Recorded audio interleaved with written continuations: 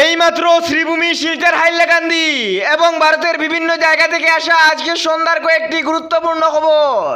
বেদখলের পেছনে রাজ্যকে শেষ করার জেহাদ বললেন মুখ্যমন্ত্রী ডক্টর হিমন্ত বিশ্ব শর্মা। বনাঞ্চল থেকে শুরু করে বিজিআর পিজিআর সরকারি খাস জমিতে ব্যাপক বেদখলের পেছনে রয়েছে জনবিন্যাস পাল্টে দেওয়ার ভয়াবহ ষড়যন্ত্র।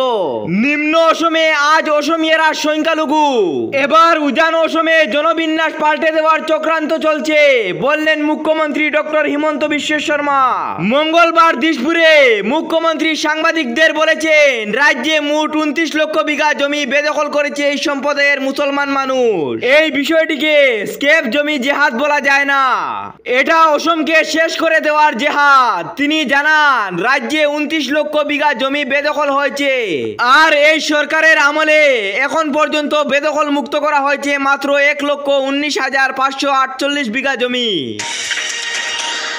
আজ এক মর্মান্তিক দুর্ঘটনা ঘটেছে জলপাইগুড়িতে। ধারালো অস্ত্র দিয়ে স্ত্রীকে খুন করে আত্মঘাতী স্বামীর চাঞ্চল্যকর ঘটনা জলপাইগুড়িতে। স্ত্রীর গলার নলি কেটে খুন করে আত্মঘাতী স্বামী।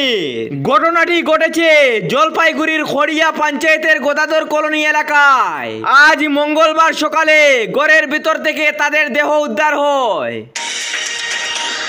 বরাক উপত্যকায় শীঘ্রই উচ্ছেদ অভিযান চলবে বললেন মন্ত্রী কৃষ্ণেন্দু পাল। শ্রীভূমি সহ সমগ্র বরাক উপত্যকায় শীঘ্রই উচ্ছেদ অভিযান হবে বলে ইঙ্গিত দিলেন রাজ্যের মীন ও পশুপালন বিভাগের মন্ত্রী কৃষ্ণেন্দু পাল। মঙ্গলবার বিজেপির পদযাত্রা শেষে মন্ত্রী বলেন, অসমকে কাশ্মীর বানানোর চেষ্টা চলছে।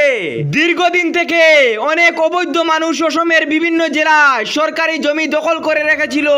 এদের মদত দিয়েছিল কংগ্রেস, তাই এসব অবৈধ দখল মুক্ত হওয়ার ঘটনায় কংগ্রেস দুঃখিত।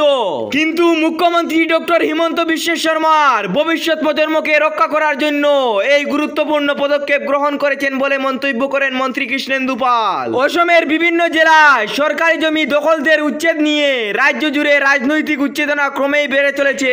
যেখানে বিরোধী দলগুলি এই উচ্ছেদ অভিযানকে মানবিক সংকেত হিসেবে ব্যাখ্যা করেছে, সেখানে শাসক দল বিজেপি মুখ্যমন্ত্রী ডক্টর হিমন্ত বিশ্ব শর্মা কঠোর অবস্থানকে স্বাগত জানিয়ে তার ভূমিকায় প্রশংসার সুর তুলছে।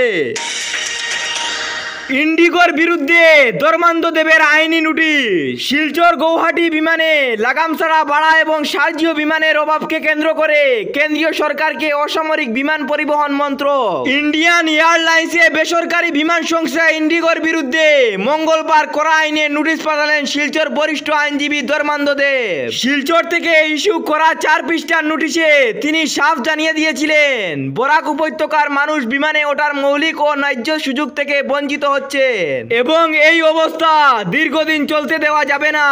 শিলচর বিমানবন্দর সারা দেশের মধ্যে 45তম ব্যস্ত বিমানবন্দর হওয়ার সত্ত্বেও কেন শুধু আজ বেসরকারি বিমান ইন্ডিগো ওঠানামা করবে, এই প্রশ্ন তুলেন ধর্মান্ধ দেব। তিনি জানান, শিলচর বিমানবন্দর কাছাড় করিমগঞ্জ হাইলাকান্দি জেলার লক্ষ লক্ষ মানুষের একমাত্র বিমান যুগে যাতায়াতের মাধ্যম।